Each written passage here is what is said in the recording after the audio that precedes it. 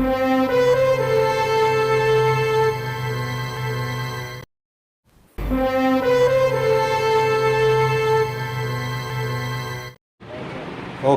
આપનું નામ?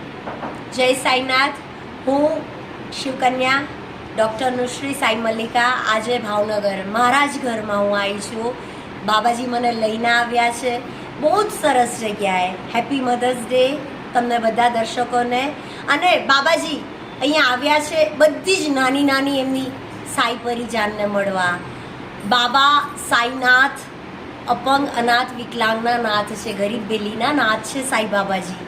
હરેક અનાથના નાથ છે.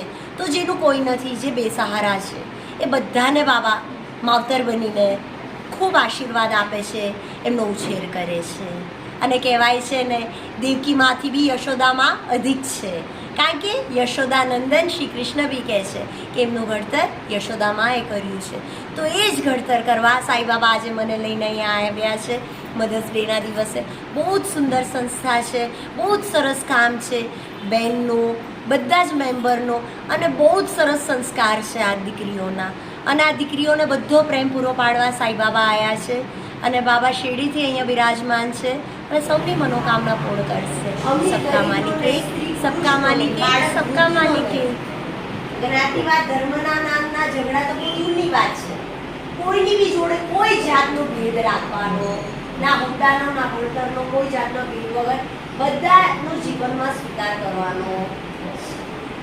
આપણું કંઈ ઋણ છે ને, એટલે આજે આપણા બધા મળ્યા છે ને. એટલા સરસ દિવસ છે મધર્સ ડે.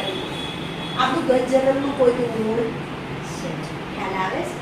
સાંઈબાબા એવું કહે છે, વગર કારણે કોઈ કોઈના આંગણે જતું આજે